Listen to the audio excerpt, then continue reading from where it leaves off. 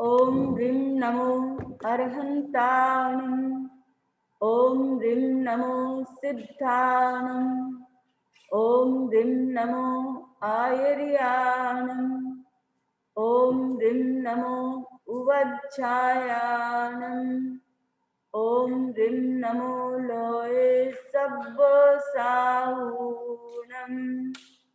ओम ह्रीं नमो अर्हन्ताणं। ओम ह्रीं नमो सिद्धाणं। ओम ह्रीं नमो आयर्याणं। ओम ह्रीं नमो उवज्झायाणं। ओम ह्रीं नमो लोये सब्बसाहूणं। ओम ह्रीं नमो अर्हन्ताणं।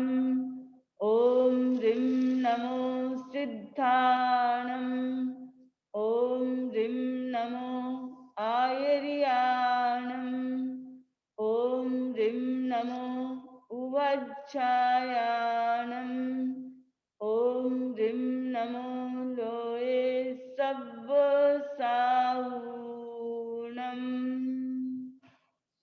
एषो पञ्चणमुक्कारो सब्बपावपनाशनो मङ्गलानं च सव्येसिं पढमं हवै मङ्गलम्।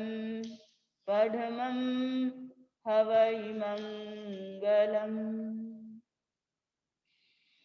वीतरा को प्रणाम, आराध्य को प्रणाम। बंधुओं बहनों, ट्रेन द ट्रेनर इस कार्यशाला का आज हमारा 5वां दिन। 5 सप्ताह के साथ हम चले थे।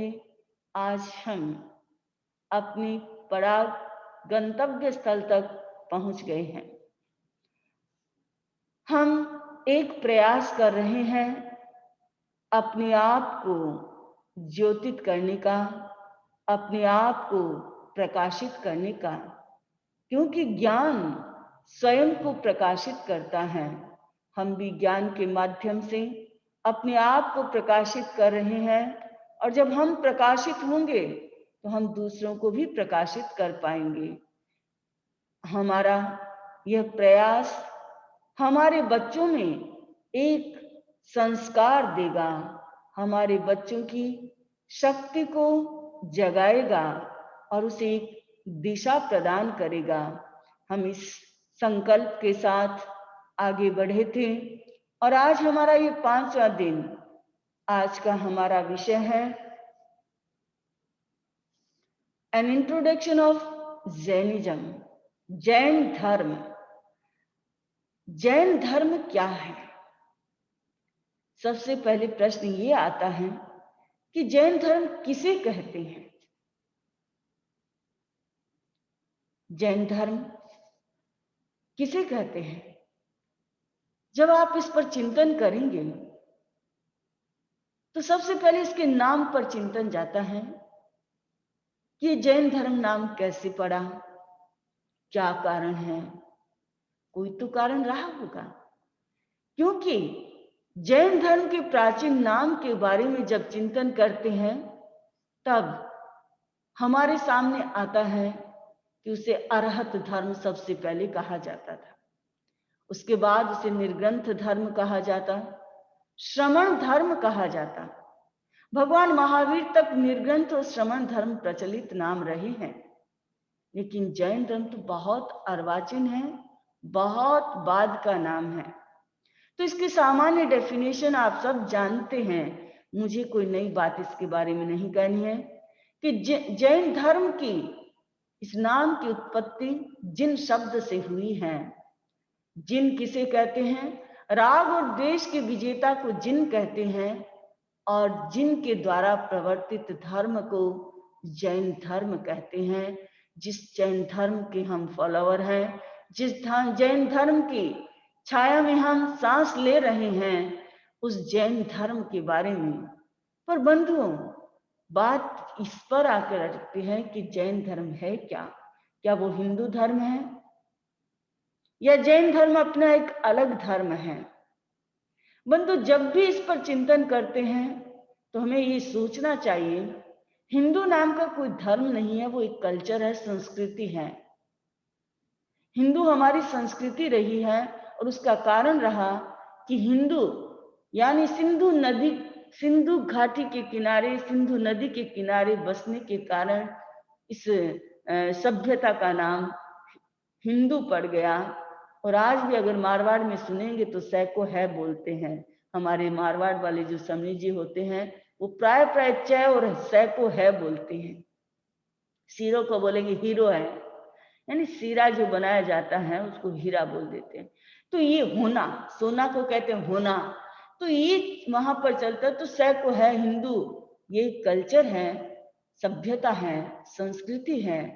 उसी में जैन धर्म है, सनातन धर्म है, वैदिक धर्म है, बौद्ध धर्म है, सिख धर्म है, ये सारे धर्म हैं। तो जैन धर्म जो है एक श्रमण परंपरा का धर्म जैन धर्म है। दूसरा प्रश्न हमारे सामने अक्सर आता है कि जैन धर्म का प्रारंभ कब हुआ। बच्चे भी आपसे क्वेश्चन करते हैं कि जैन धर्म का प्रारंभ कब हुआ, और सबके सामने प्रश्न है जैन धर्म का प्रारंभ कब हुआ। ये नहीं कह सकते, वो अनादिकालीन है, क्योंकि जैन धर्म मानता है ये एक 24 ही नहीं, अनंत 24 बीत चुकी है और अनंत और हो जाएगी, यानी अनादिकाल से ये चला आ रहा है। कहने का मतलब ये कि प्रवाह रूप से ये अनादिकाल से चला आ रहा है। लेकिन वर्तमान के जैन धर्म की अगर कहानी को हम शुरू करें, इसका प्रारंभ कब हुआ, तो इसका प्रारंभ हुआ है कब से? हमारे प्रथम तीर्थंकर आदिनाथ भगवान ऋषभ के समय से, काल से इस जैन धर्म का प्रवर्तन हुआ है। क्यों? क्योंकि हर तीर्थंकर जब आते हैं, जब इस अवसर पिणी काल के प्रथम तीर्थंकर बने, एक काल चक्र का नया शुरुआत, और उस एक काल चक्र में 24 तीर्थंकर होते हैं और वहीं से उस धर्म की एक शुरुआत हो जाती है। तो वो जैन धर्म का अगर हम प्रारंभ बिंदु आज की भाषा में कहें, तो अभी अवसर पिणी काल में कहें तो भगवान ऋषभ के पास जाता है, यानी आदिनाथ से शुरू हुआ है।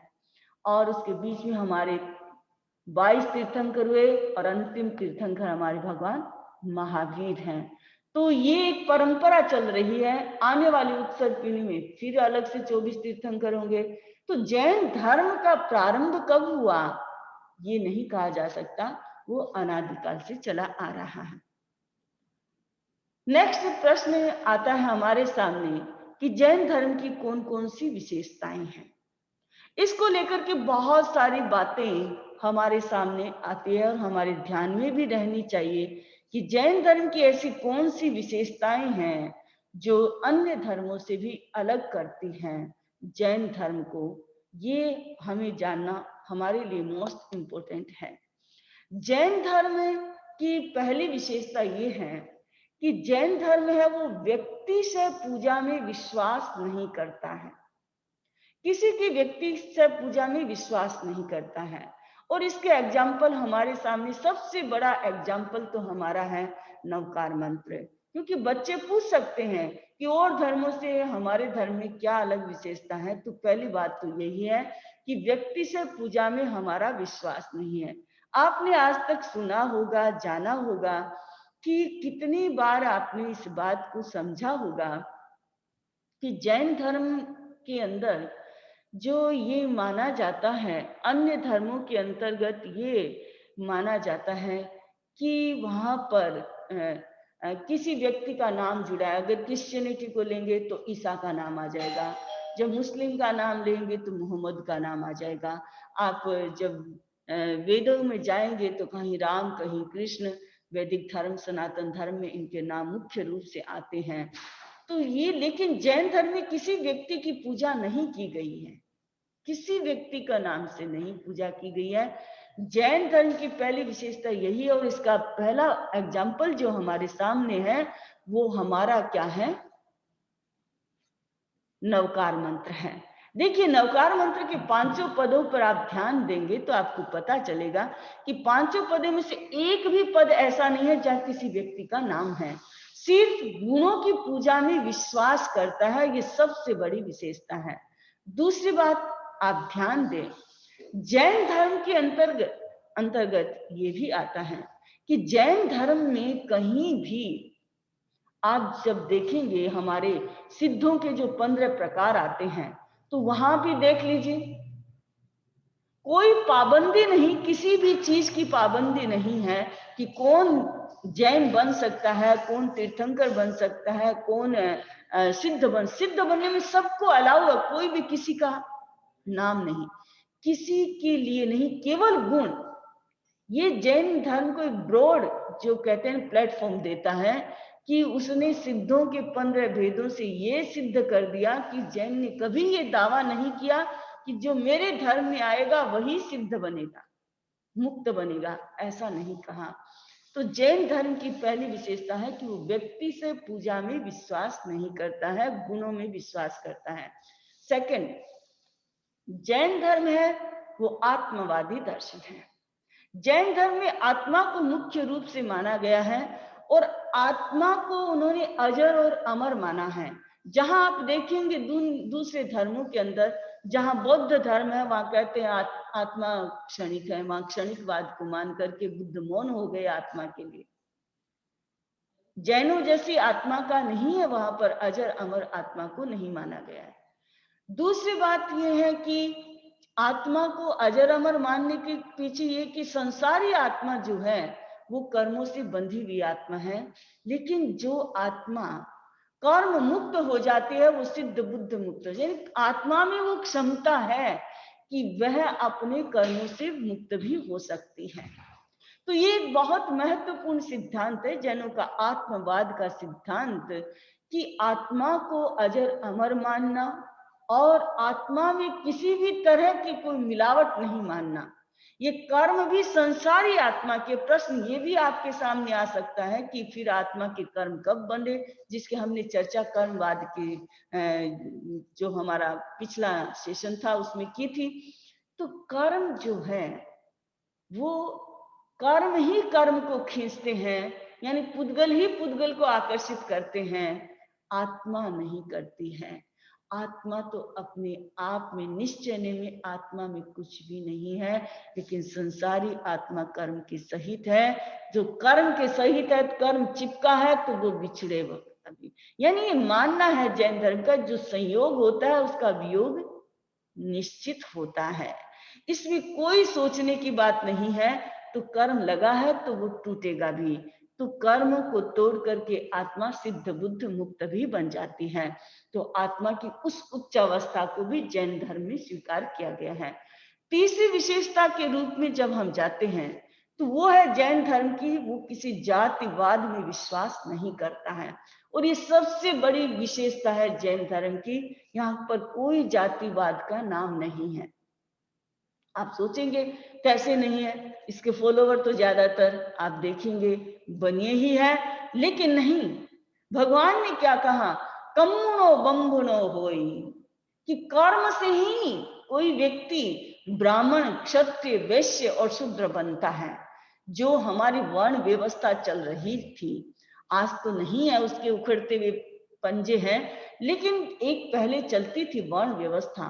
तो भगवान ने क्या कहा, कम्मुनो बम्बनो होई, कम्मुनो खत्तियो होई, यानी कर्म से ही ब्राह्मण बनता है जीव, कर्म से ही क्षत्रिय बनता है, कर्म से ही वैश्य बनता है और कर्म से ही शूद्र बनता है, उन्होंने कहा। और जैन धर्म में कोई भी प्रवेश कर सकता है, किसी के लिए ऐसा नहीं है कि केवल ब्राह्मण ही जैनी बन सकते हैं, या केवल क्षत्रिय ही जैनी बन सकते हैं, या कोई वैश्य ही, व्यापारिक लोग हैं वही जैनी बन सकते हैं, या शूद्र जैनी नहीं, सब। आप देखिए, आप ध्यान दीजिए, इतिहास की तरफ देखिए।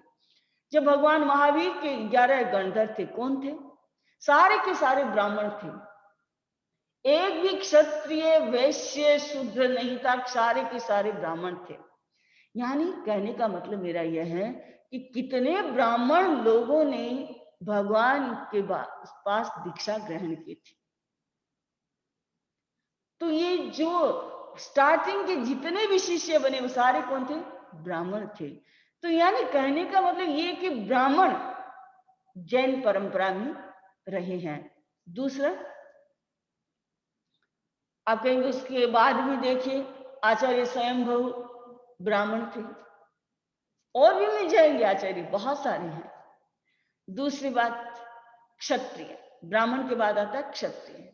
भगवान महावीर के अगर आप देखेंगे जो देश श्रावकों की कोटि में जाएंगे तो आप देखेंगे कितने राजा महाराजा भगवान महावीर के श्रावक थे। भगवान महावीर भी खुद क्षत्रिय कुल में पैदा हुए, तीर्थंकर क्षत्रिय कुल में ही तो पैदा होते हैं, तो क्षत्रिय भी दीक्षित हुए हैं। तीसरा आता है हमारा वैश्य। वैश्य तो आज सब जगह देख रहे हैं, और आनंद जैसे श्रावक वैश्य थे। व्यापारिक वर्ग वैश्य थे। और शूद्र हरिकेश मुनि कौन थे? चांडाल थे। ये एक उदाहरण है सामने, और भी कई रहे हैं जो हमारी इस शूद्र वर्ग से आए हुए हैं। इसलिए मुझे भी गर्व है, आचार्य श्री तुलसी ने बहुत बड़ा नया मोड करके एक मिशन चलाया था, और जिसमें उन्होंने हरिजनों का उद्धार करने के लिए कितनी यात्राएं की, और कहां कहां वो गए थे, कैसे कैसे लोग जुड़े थे। और बंधुओं, आपको मैं बताना चाहूंगी, जब एक समय था हमारे भीमराव अंबेडकर, जब ये चल रहा था, हरिजनों के उत्थान की बात आ रही थी, तो सबसे पहले वो जैनों के पास ही आए थे और उन्होंने कहा था कि हमें शरण दीजिए, हमें स्वीकार कीजिए। गुरुदेव तैयार थे, लेकिन समाज उस समय तैयार नहीं था। लेकिन बाद में गुरुदेव ने समाज को तैयार किया, बड़ा कठिन श्रम किया उन्होंने, और इतना परिश्रम करना पड़ा, यहाँ तक कि लोगों ने यहाँ तक कह दिया कि अगर आप गुरुदेव ये आकर के बैठेंगे तो हम आपका प्रवचन सुनने नहीं आएंगे। गुरुदेव ने कहा, मेरे यहाँ किसी की पाबंदी नहीं है, आपकी इच्छा है तो सुनो, आपकी इच्छा है तो मत सुनो, लेकिन सब लोग आएंगे मेरे यहाँ। और बंधु, ऐसा हुआ था। मैं भी खुद साक्षी हूँ इस बात की। और जब हमारे सरदार शहर में जब गुरुदेव, एक बड़ा सा गांव था जहाँ सारी हरिजन बस्ती थी, वहां गुरुदेव विराजे हैं, कितने दिन उनके घरों में रहे हैं। और बंधु, उन्होंने स्पष्ट कहा कि मैं आपके घर की गोचरी ले सकता हूँ, आप दो चीजें छोड़ दीजिए, एक तो सिर पर गंदगी को उठाना छोड़ दीजिए, और दूसरी आप गलत जो मदिरा मांसी जो सेवन करते हैं उसको छोड़ दीजिए। मैं आपके घर की गोचरी करने के लिए तैयार हूं। हम खुद बच्चे थे, बहुत ज्यादा ऐसे बड़े नहीं थे, हम 7th 8th में पढ़ते थे उस समय। हम खुद कितने हरिजनों के घरों में गए थे उस समय, हमारे कन्या मंडल की तरफ से हम गए थे।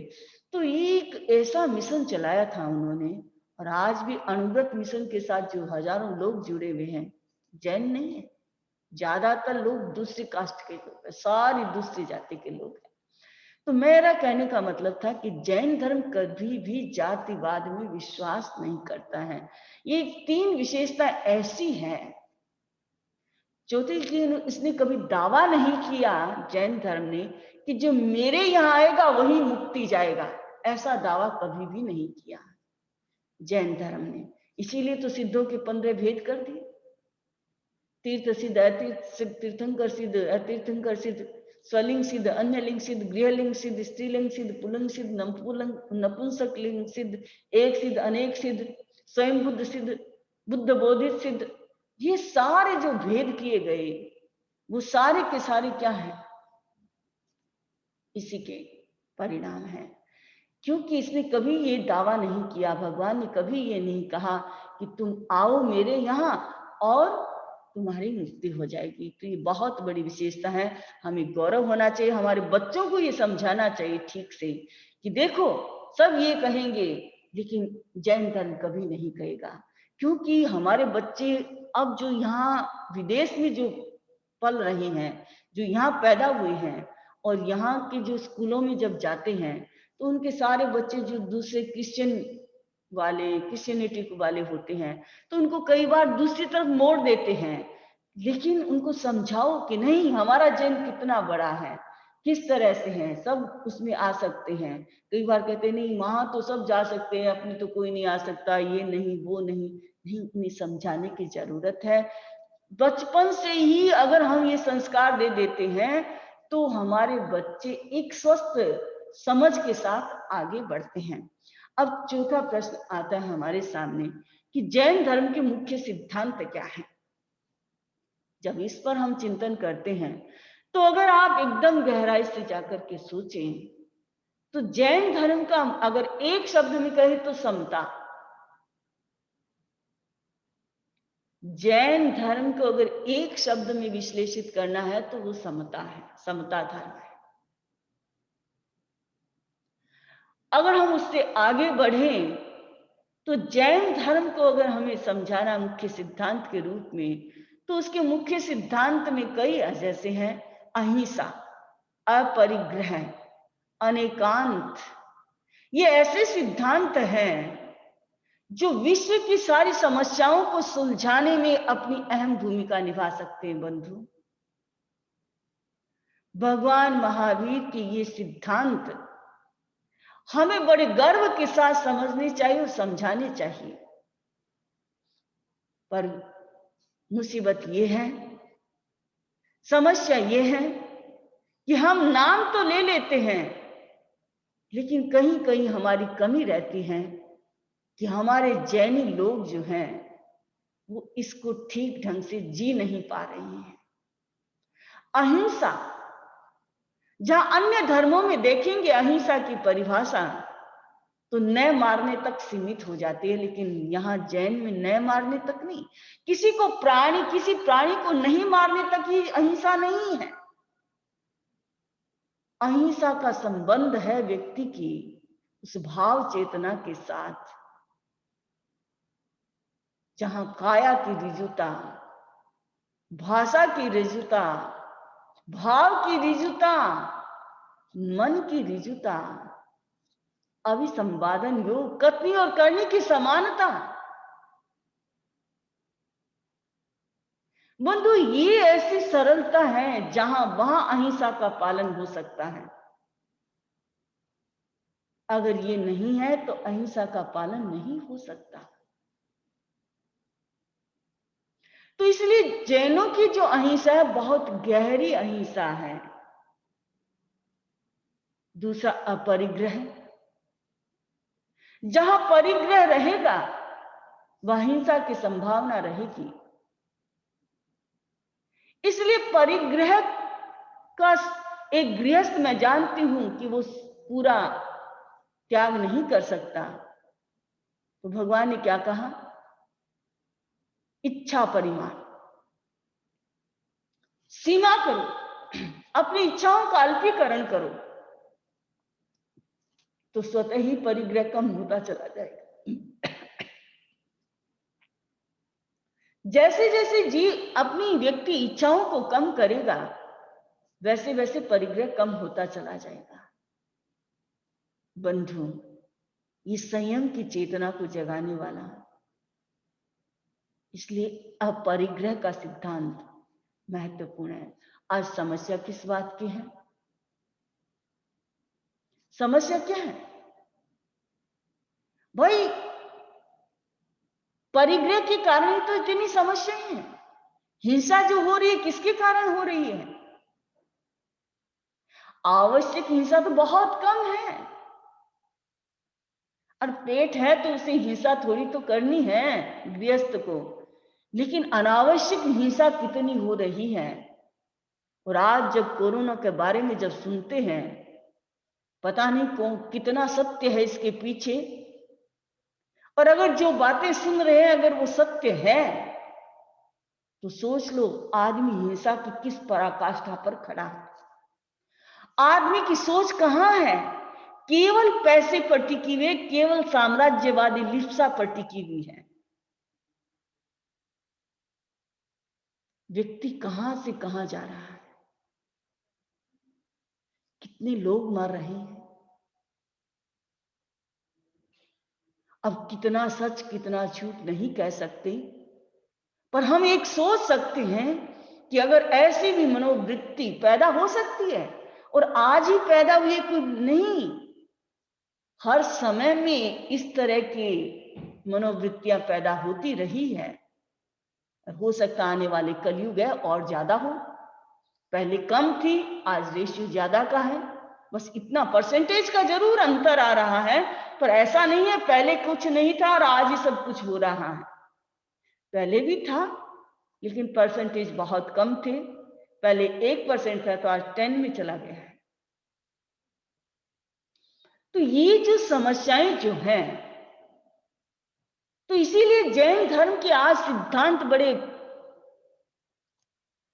वैश्विक समस्याओं को सुलझाने वाले हैं।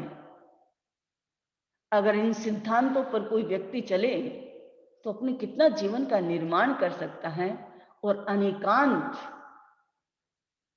बंधु सारे आग्रह विग्रह को मिटाने वाला अनेकांत है।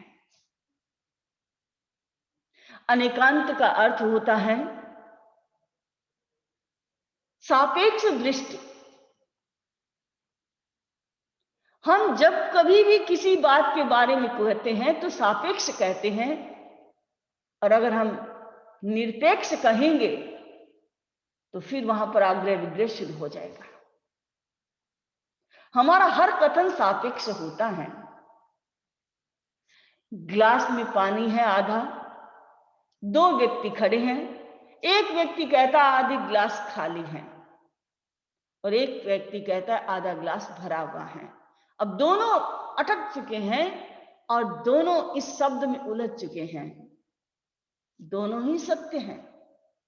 एक खालीपन को देख रहा है, एक भरे को देख रहा है। देखने का कोण अलग अलग है, इसलिए व्यक्ति अटक जाता है। आचार्य तुलसी दिल्ली में चातुर्मास कर रहे थे, और उस समय काका कालेलकर बहुत बड़े साहित्यकार, बहुत बड़े समाज का काम करने वाले अच्छे नेता थे, और एक दिन अचानक गुरुदेव की सेवा में उपस्थित हो गए। तो गुरुदेव ने पूछा, आज अचानक बिना किसी सूचना के कैसे आना हो गया? उन्होंने बैठते कहा कि मैं आज अपना दुख सुनाने के लिए आया हूं। गुरुदेव ने कहा, आपको दुख कहां से हो गया? उन्होंने कहा, मुझे दुख इस बात का है, जब मैं आपका साहित्य पढ़ रहा था, आपका लिटरेचर पढ़ रहा था, तो मुझे लगा कि जैन धर्म में जिन जन धर्म बनने की क्षमता है, जन जन को अपनाने की क्षमता है, आप जैन धर्म के लोग कर क्या रहे हैं? ये दुख सुनाने के लिए आया हूं। आप केवल अपने अपने पंथों में, अपने अपने मतों में उलझे बैठे हो। इस जैन धर्म को बाहर निकालो, इसे स्प्रेड करो। ये जन धर्म बन सकता है। और बड़ी एक सत्य बात उन्होंने कही थी। आज हम छोटी छोटी बातों में उलझे हुए हैं। आज हमारी समझ संवत्सरी एक नहीं हो पा रही है। आज एक महावीर जयंती एक नहीं हो पा रही है। कितनी छोटी बातों में हम उलझ के बैठे हैं। हम जब सिद्धांत की बात आती है, अनेकांत की बात आती है, तो बड़ा गौरव लेना चाहते हैं कि भगवान महावीर का मुख्य सिद्धांत अनेकांत है, और कोई दूसरा बोलता है तो हमें बड़ी खुशी होती है। पर हम क्या करें, जैन जी नहीं रहे हैं। हमें सोचने की जरूरत है। तो ये ऐसे सिद्धांत जो मुख्य सिद्धांत जिनको कह सकते हैं, ये तीन, अहिंसा, अपरिग्रह और अनेकांत। अब मैं चलती कुछ फिलोसॉफिकल सिद्धांत ऐसे भी हैं जो जैन धर्म को अन्य धर्मों से अलग करता है। और उनमें पहला है कि जैन धर्म ईश्वर कर्तृत्व में विश्वास नहीं करता है। जैसे अन्य दार्शनिक मानते हैं कि इस संसार का निर्माता कोई ईश्वर है, कोई दूसरी शक्ति है जो जिसने इसको बनाया, हम सबको बनाया है, और वही हमको फल देता है कर्म का। नहीं, जैन धर्म इसमें विश्वास नहीं करता है। दूसरी बात, एक फिलोसॉफिकल उनका सिद्धांत दूसरा है, और वो है कि जैन धर्म पुनर्जन्म को भी में भी विश्वास करता है। अवतारवाद में विश्वास नहीं करता है, लेकिन पुनर्जन्म और पुनर्जन्म में विश्वास करता है कि आत्मा संसार में रहेगी तब तक वो घूमती रहेगी चारों गतियों में, कभी पशु, कभी पक्षी, कभी इंसान, कभी तो देव, कभी नरक, कुछ न कुछ बनती रहेगी, संसार में भटकती रहेगी। तो ये पूर्व जन्म और पुनर्जन्म दोनों को में विश्वास करती है, लेकिन अवतारवाद में विश्वास नहीं करती है। जैसा अन्य धर्मों वाले मानते हैं कि जब जब भारत में कोई ऐसी समस्या आएगी तो कोई न कोई अवतार लेगा और वो उन समस्याओं को सुलझाएगा। इस तरह के अवतारवाद में विश्वास नहीं करती हैं। और उसका दृष्टिकोण अनेकांतमय दृष्टिकोण है। हर चीज को वो सापेक्ष दृष्टि से देखता है। तो ये जैन धर्म के मुख्य सिद्धांत है। हमें अगर हमारे बच्चों को शुरू से ही थोड़ा थोड़ा हर चीज की बात बात में उन्हें अनेकांत का बोध दे दे हम, कि देखो ऐसा नहीं, ऐसा भी हो सकता है, तो बच्चे शुरू से ही पॉजिटिव बन जाएंगे। हमारा ट्रेनिंग देने का मतलब क्या है? यही है कि हम अपने बच्चों को कैसे ट्रेन करेंगे। जब आप ट्रेन होंगे, आप अपनी लाइफ में अप्लाई करेंगे, हर चीज को एक नई दृष्टि से सोचेंगे, तो आप अपने बच्चों को भी वैसा ही सोचने के लिए कह सकते हैं। और वो बच्चे खुलते भी हैं, अपनी समस्या भी आपके सामने रखेंगे और आप उनको एक सही समाधान भी दे सकते हैं। नेक्स्ट हमारा एक क्वेश्चन हमारे सामने आता है कि जैन धर्म के मुख्य पर्व कौन कौन से हैं। जैन धर्म के मुख्य पर्वों के बारे में जब हम चिंतन करते हैं तो देखिए, सबसे मुख्य प्रधान पर्व तो हमारा क्या है? पर्युषण महापर्व है, जहां दिगंबर परंपरा में उसे 10 लक्षण कहा जाता है और श्वेतांबर परंपरा में उसे पर्युषण महापर्व कहा जाता है। दोनों ही परंपरा में पंचमी का महत्व है। पंचमी के दिन उनका शुरू होता है, पर्युषण का एंड होता है। एंड और शुरू दोनों एक ही दिन है, इसलिए एक बिंदु पर हम एक हैं। ये हमारी सबसे बड़ी विशेषता है। तो पर्युषण महापर्व हमारा सबसे बड़ा पर्व है। वैसे महावीर जयंती भगवान महावीर के जन्म से जुड़ी हुई हमारी महावीर जयंती है। अक्षय तृतीया ये भगवान ऋषभ के उस पारने से, वर्षी तप के पारने से, और हजारों हजारों लोग वर्षी तप का पारना करते हैं। इस बार भी हमारे लास्ट ईयर भी हमारे ऑरलैंडो में पारने हुए थे 7, और इस बार भी फिर पारने होने वाले हैं। हमारी 3 बहनें इसके साथ जुड़ी हुई है, बहन बीना बहन और पुनीता बहन और भावना बहन। बीना बहन और पुनीता बहन ने उपवास का वर्षी तप किया है, भावना बहन ने एकासन का वर्षी तप किया है, और भी कई लोग होंगे जो वर्षी तप कर रहे होंगे। तो ये वर्षी तप के साथ जुड़ा हुआ अक्षय तृतीया का त्योहार है। मैं डिटेल में नहीं जाती क्योंकि इन सब के बारे में आपने बहुत कुछ सुन रखा है, जानते हैं इसके बारे में, और पढ़ें इसके बारे में, और गहराई से इनका चिंतन मनन के साथ इसे करें। और भगवान दीपावली महापर्व जो हमारा जुड़ा हुआ है भगवान महावीर के निर्वाण के साथ, तो हम निर्वाण, भगवान महावीर के निर्वाण को हम उस दिन याद करते हैं। दीपावली का पर्व हम जैनों में इसलिए मनाया जाता है। तो ये हमारे मुख्य पर्व रहा है। इन शॉर्ट हमने संक्षिप्त में जैन धर्म की ये छोटी सी हमने आपको परिचय दिया है। अगर शुरू से हमारे बच्चों को ये कुछ चीजें जो है विशेषताएं हैं, जैसे जैन धर्म की नाम की विशेषता है, ये सारी विशेषताएं हैं, अगर आप स्टार्टिंग से ही बच्चों को बता देते हैं तो हमारे बच्चे कहीं गुमराह नहीं होंगे, दूसरे रास्तों पर नहीं जाएंगे। और मेरे कहने का मतलब है, 1 साल बता दिया बचपन में, नेक्स्ट ईयर भी उसको रिपीट करो, उनको फिर से याद दिलाओ ऐसे कई 3, 4, 5 साल तक अगर उसको एक चीज को बार बार थोड़ी थोड़ी विस्तार में उसी चीज को बताते जाएंगे, तो उनका क्या होगा, ज्ञान पक्का हो जाएगा। फिर वो उनको एकदम मेमोरी में रहेगा, सेट रहेगा, कहीं इधर उधर नहीं जाएंगे। तो ये जैन धर्म की संक्षिप्त जो जानकारी थी मैंने आज आपको दी है। इसी बात के साथ मैं अपनी बात को संपन्न करना चाहूंगी। ओम अरहम, ओम अरहम।